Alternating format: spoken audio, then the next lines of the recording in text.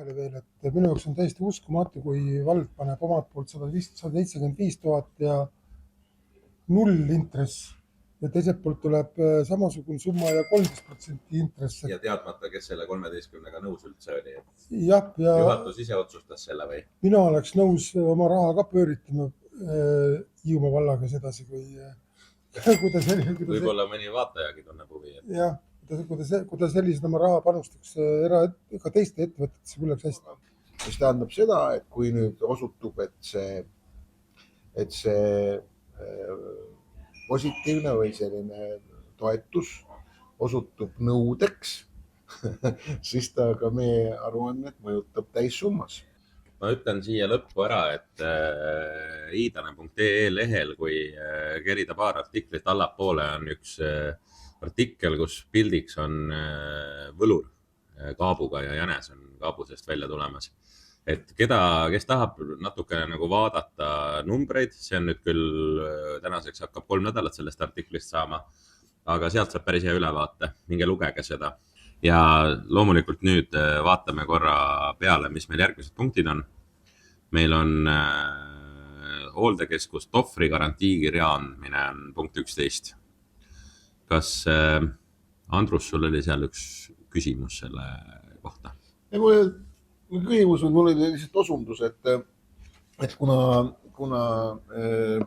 me tegime just otsuse, et muudame Tohvri hooldekodu juures olevat kinnistud detailplaneeringut selliselt, et sotsiaalmaas saab ärimaa või ärilise otstarbega maa, ühesõnaga müügiks mõeldud krundid, mis on täiesti ilus koht ka, siis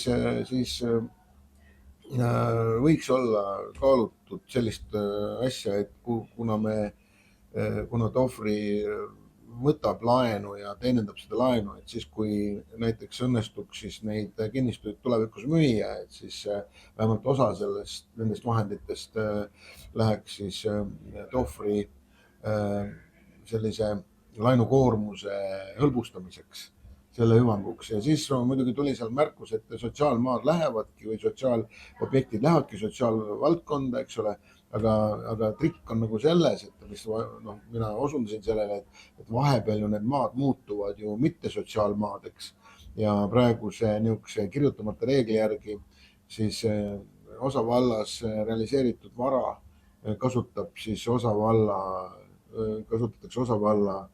nii-öelda kulutuste katmiseks, eks ole, või mingid, kas heal juhul investeeringute katmiseks.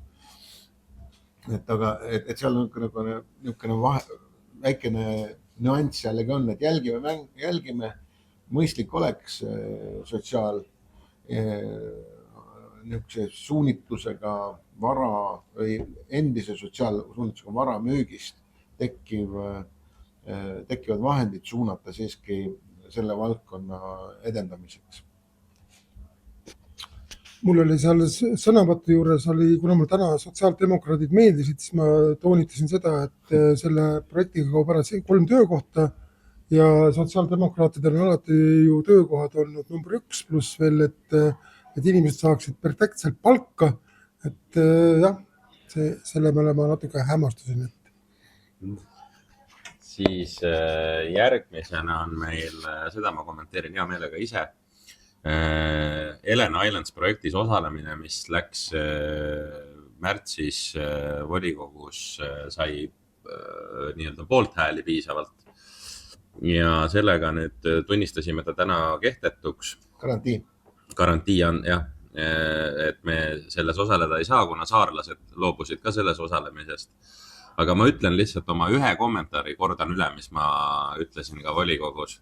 Et pärast seda, kui märtsi volikogu oli lõppenud millalgi, siis millal meil see praami mure oli Hiiumaa Saaremaa vahelisega, siis selle sama teema ettekandja oli võtnud sotsiaalmeedias sõna ja öelnud, et praamidega tuleks üldse teha niimoodi Hiiumaa Saaremaa vahel, et tuleb elektripraam, mida laetakse siis Hiiumaal toodetud tuule- ja päikeseenergiast.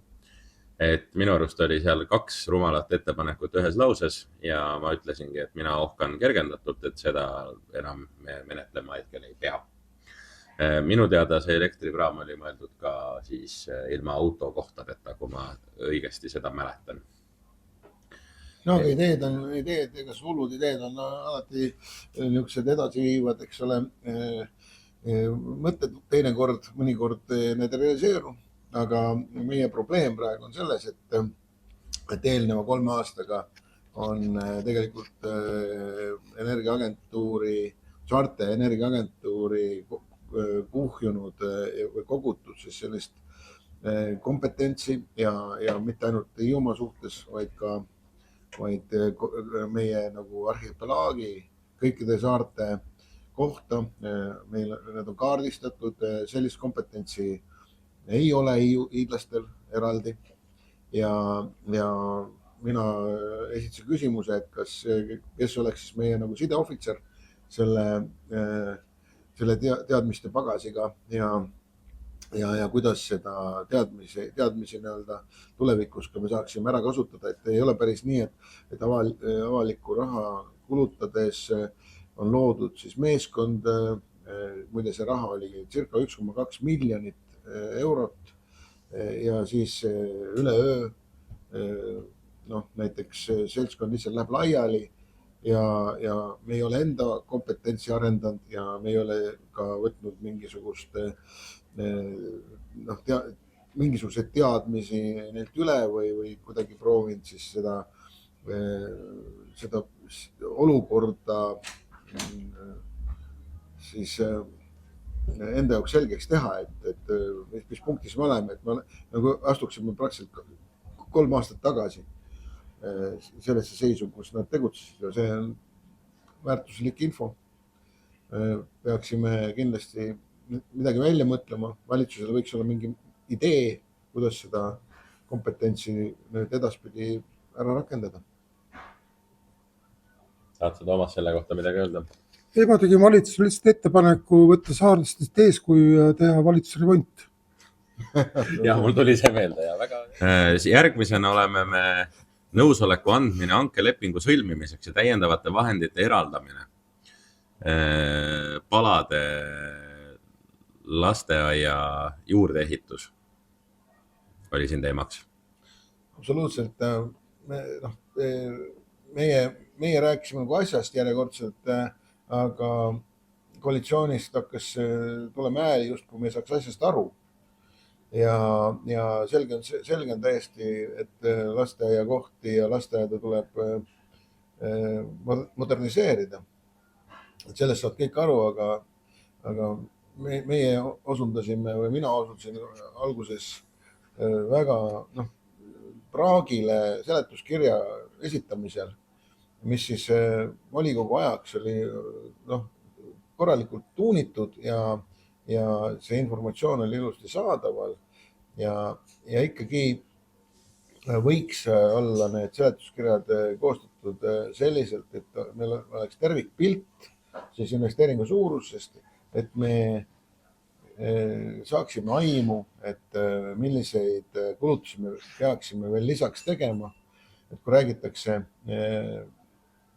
mingi 280 või 290 000 euro lisamisest projekti, siis tuleks ära mainida ka, palju see projekt lõpuks tervikuna maksma läheb, kui ta päriselt valmis saab.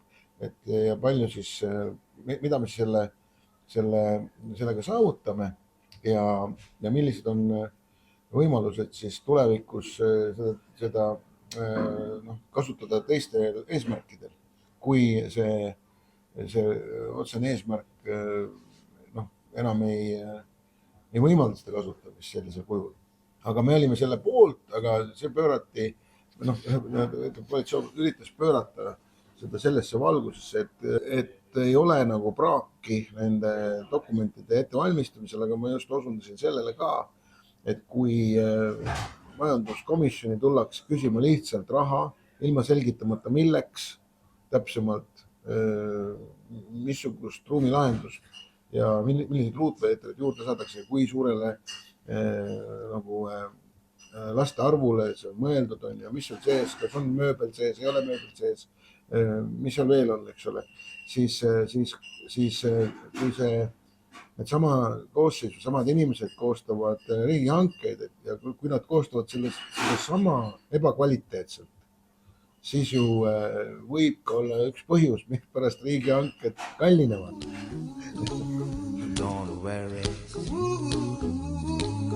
be happy.